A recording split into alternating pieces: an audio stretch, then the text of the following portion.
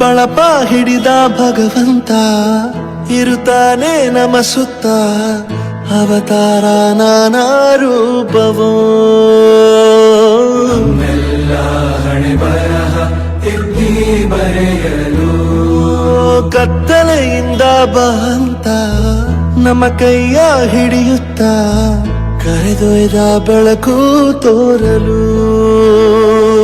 ಭಯವಾಗಿ ಗದರೋದು ನಮ್ಮ ಬೆಳೆಸಲು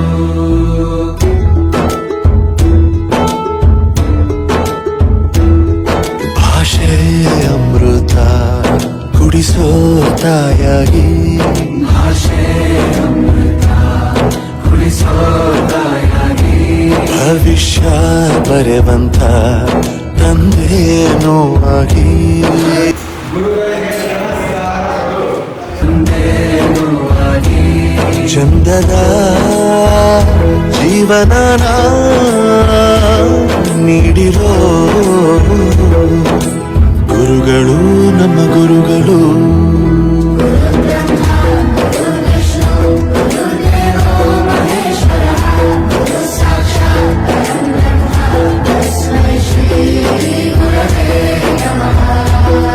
ಗುರವೇ ನಮಃ ಗುರವೇ ನಮಃ ಬಳಪ ಹಿಡಿದ ಭಗವಂತ ಇರುತ್ತಾನೆ ನಮ ಸುತ್ತ ಅವತಾರ ಗುರು ಎಂದರೆ ಹೂ ಎಂದರೆ ಕತ್ತಲು ರು ಎಂದರೆ ತೊಲಗಿಸು. ನಮ್ಮಲ್ಲಿರ್ತಕ್ಕಂಥ ಕತ್ತಲನ್ನು ಅಳಿಸಿ ಜ್ಞಾನವನ್ನು ನೀಡಿರ್ತಕ್ಕಂಥ ನಮ್ಮ ನಿಮ್ಮೆಲ್ಲರ ಅಚ್ಚುಮೆಚ್ಚಿನ ಶಿಕ್ಷಕ ಒಂದರು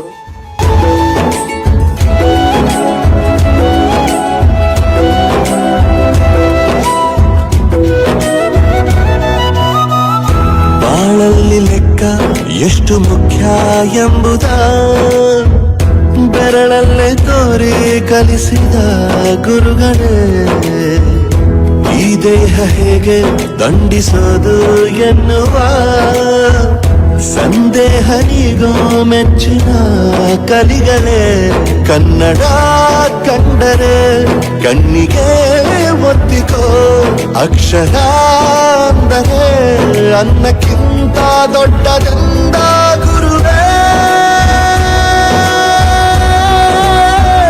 ಪ್ರತಿ ಬಾರಿ ತಾಳ್ಮೆ ಪಾಠ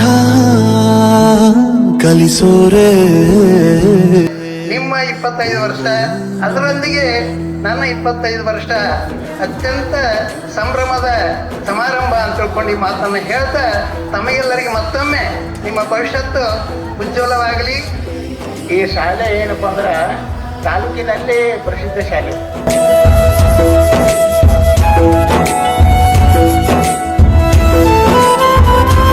ಎಷ್ಟು ಖುಷಿ ಆಗ್ಲತ್ತಂದ್ರೆ ಈ ಗುರುವಿನ ಬಗ್ಗೆ ಇರತಕ್ಕಂತ ಒಂದು ಶ್ರದ್ಧೆ ಪ್ರೀತಿ ಭಕ್ತಿ ಎಷ್ಟು ವರ್ಣನೆ ಮಾಡಿದ್ರು ಸಾಕಾಗಲ್ಲ.